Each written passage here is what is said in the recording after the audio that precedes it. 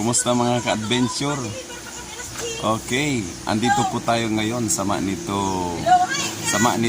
Albay. Dito po yan sa may Barangay Buko, kung saan po dito po gumagawa ng mga walis tambo. Kung meron pong walis tambo sa Baguio, meron din dito sa amin sa probinsya ng Albay. Ito po yung pinakasikat na pagawaan dito sa Albay, yung dito sa may Buko nito Albay. So titingin po tayo ngayon ng mga walis tambo na mabibili. Alright po. Malay manggara naman ay so medyo maibog-ibog na sabot. Oo. Kuya, may kawan dito. So yan ano, sa katusok may ano yung klase. Ini. Oo, ano yung pwede. Yan ito guys na green. Kuya. Wow. May pa kuya para, ayan, matay manan. Ito po yung medyo Wala yung anong puto. walang halong ano yun? Yung matigas. Wala yung ito daw yung pino.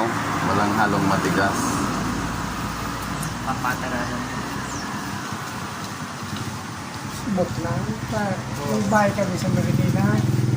Oni da 150 da. Kana din. Okay, yan po si tatay gumagawa po ng walis. Ha? Walis tambo. Kaya naman ko nag-start sa Marikina. Mayroon kami sa Marikina. Dati pala si tatay taga Marikina. Yun. Bumalik pa rin dito kasi andito din yung pinaghahanap buhay niya dati. Tsaka mas kunya dito. Mga kasal niya ba kami? Mga dasal niya daw sila.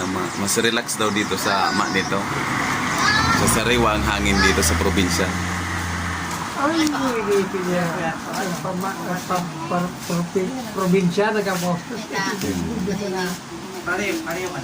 So guys, kumain sa Marikina. Yan, nandiyan po ang mga ginagawa ni tatay ng mga walis tambo. Nabawasan lang kini. So, kung gusto nyo ng walis tambo, punta lang kayo dito sa Barangay Buko, Manito, Albay. Yun ang gat kuya.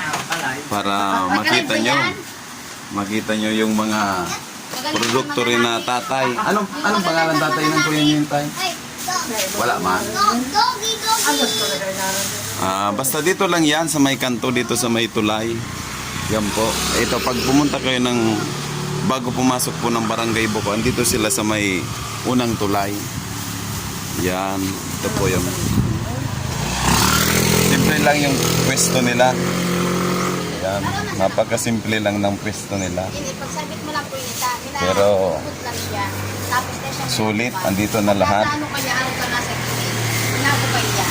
Mga walis tambo. Ganito po yung sa una, ito po yung ginagawa. Saka ito din yung Hi. sunod-sunod. Iyo po. Dito ko mayan mo na lang dito. Ayo. Alright. Perang taon nagamutay naggibuki Ano yun na po? Pagka-design ka ng Binson. mga 10 years na tayo. Sobra. 20. May mga 20 na sobra. Yan, 20 years na daw si tatay gumagawa ng walis tambo. So, Sa akin, di ba? matagal na din talaga. Okay.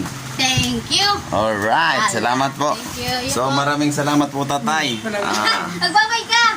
Ayan, alis na kami. So, sana mag-subscribe kayo dito sa aking YouTube channel sa Banday Sale Adventures para sa mga susunod ko pang mga update. And maraming salamat, maki-like, share, and sana masuportahan nyo po talaga ang YouTube channel ko para patuloy po tayong magpatuloy sa ating pagbablog. Thank you. Alright.